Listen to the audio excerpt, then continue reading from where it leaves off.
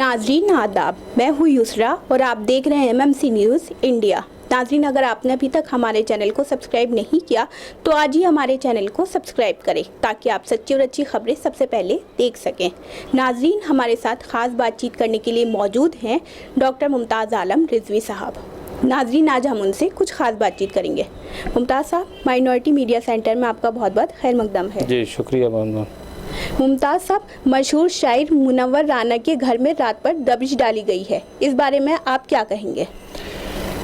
देखिए, ये बहुत ही अफसोसनाक है और मुनव्वर राना न सिर्फ ये कि हिंदुस्तान बल्कि पूरी दुनिया के मशहूर और मारूफ शायर भी हैं, मुसन्निफ़ भी हैं, कॉलम निगार भी हैं और एक अच्छे इंसान भी हैं।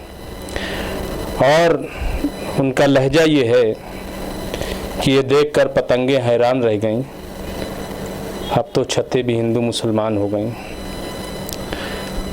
तो ये टोन जो मुनव्वर राना साहब का है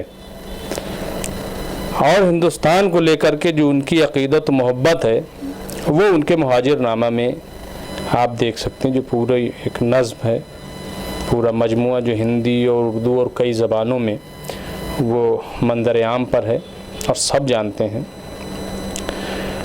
और उनको इस ज़मीन से जितनी अक़ीदत है कोई इससे इनकार नहीं कर सकता।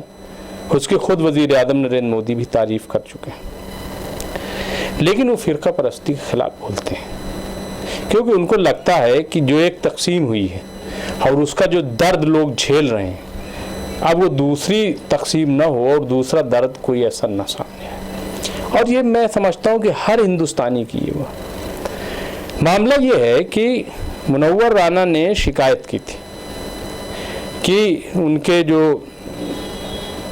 कज़न हैं या भतीजे हैं या ये सब, उनसे उनको जान का ख़तरा है और वो कब्ज़ा करना चाहते हैं और ये वो जैसा कि आप तौर पे ये होता है और उनको जान को ख़तरा है। अब मुनव्वर राना साहब ने शिकायत की, मुनव्वर राना साहब के घर ही में दबिश दे दी गई और ये कह दिया गया साहब कि वो लड़के जो है, लड़के के पीछे साजिश। अगर वाकई पुलिस को ये लग रहा था कि ऐसा कुछ है तो एक इज्जतदार, एक बड़े शायर को आप बुलाते खामोशी से और बुला करके पूछते और बता देते कि साहब इसमें आपके बेटे कहाँ थे या आपका बेटा जो है इसमें इन्वॉल्व है। लेकिन 2 बजे रात में दबिश डाल करके और एक ऐसा कि जैसे आप दहशत गर्दों के यहाँ आप घुसते हैं और इंक्वायरी करते हैं और वहाँ कुछ नहीं पाते हैं, तो ये तो एक टेरर फैलाने वाली बात है, टेरर पैदा करने वाली बात है।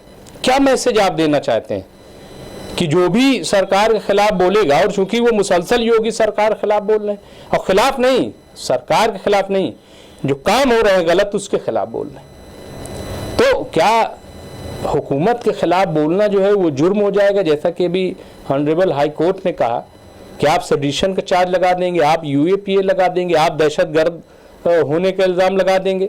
और वैसे ही ट्रीट आपने मुनव्वर राना के साथ किया है। तो ये बहुत ही अफसोसनाक है और मैं देख रहा हूँ मुसलसल इसकी पूरी दुनिया में मजम्मत हो रही। मैंने अभी फेसबुक पे देखा है, मुनव्वर राना साहब ने किया, उनकी बेटियों ने किया है और पूरी दुनिया में इसकी बहुत मजम्मत हो रही है। और भी आचार्य प्रमोद कृष्णम जो कि कांग्रेस के लीडर है और धर्मगुरु हैं, हिंदू धर्मगुरु है, उन्होंने बहुत अच्छा ट्वीट लिखा है, मेरे पास वो ट्वीट भेजा है और उन्होंने लिखा है, मैं चाहूँगा कि वो दिखा दिया जाए। मैं अभी उसको आपको दिखा रहा हूँ कि उन्होंने क्या ट्वीट किया और बड़ा अच्छा ट्वीट। मैं ये मोबाइल में मैं वो ज़रूर आचार्य प्रमोद कृष्णम का ट्वीट पढ़ना चाहूँगा कि उन्होंने कितना सही और कितना बेहतरीन जो है वो कहा है। और मैं समझता हूँ कि अगर उन्होंने लिखा है कि मुनव्वर राना, ये देखिए, ये मैं दिखा देता हूँ कि ये है, उन्होंने लिखा है कि मुनव्वर राना एक बड़े और मशहूर शायर होने के साथ नहायत ही शरीफ और देशभक्त इंसान है। रात के 2 बजे बिना किसी अदालती आदेश के उनके घर में घुसकर तलाशी लेने के नाम पर आतंकवादियों जैसा सलूक करना योगी आदित्यनाथ की सरकार पर बड़े सवाल खड़ा करती है। और ये बहुत ज़्यादा रीट्वीट हुआ है, कम से कम 500 से ज़्यादा रीट्वीट हो रहे हैं, हाँ रिकॉर्ड हो रहे हैं। तो कहने का मतलब ये है कि अगर सरकार किसी वजह से ऐसा कर रही है और मुनव्वर राना जैसे शायर को भी अगर उसको उनसे भी डर लग रहा है, तो मैं समझता हूँ कि इससे कमज़ोर सरकार तो कोई हो ही नहीं सकती। इससे कमज़ोर सरकार, ये कमज़ोरी की अलामत है, ये कमज़ोरी की दलील है, ये कोई ताकत। देखिए, जब कोई आदमी फाशिज्म पे उतर आए तो उसको ये ना समझिए कि वो बहुत ताकतवर हो गया, नहीं, वो डर गया है। सिक्योरिटी कौन लेता है? ताकतवर आदमी सिक्योरिटी नहीं लेता, डरा हुआ आदमी सिक्योरिटी लेता है? उसको डर हो जाता है कि कहीं ऐसा ना हो कोई मार दे। तो ये क्या है कि ये जो पूरा हो रहा है खेल, हाँ, यूपी में शुरू किया गया है, मैं समझता हूँ ये डर है, खौफ है बीजेपी को, और ये खौफ उसी का पैदा करता है। जी मुमताज साहब, क्या योगी सरकार ने सीएए के खिलाफ जो बेटियां बोल रही थी उसका बदला लिया है? देखिए, योगी सरकार के खिलाफ नहीं, सीए के खिलाफ, सीए का मूवमेंट पूरे मुल्क में चल रहा था और यूपी में भी वो मूवमेंट चला, और मुनव्वर राना और मुनव्वर राना की बेटियां उन्होंने जा करके धरना दिया। और यूपी में आपको पता है कि योगी सरकार ने कैसे कार्रवाई की है सबके खिलाफ, क्या क्या चार्जेस लगाए हैं, सबको ये बात पता है। उसमें मुनव्वर राना की बेटियां भी गिरफ्त में आई।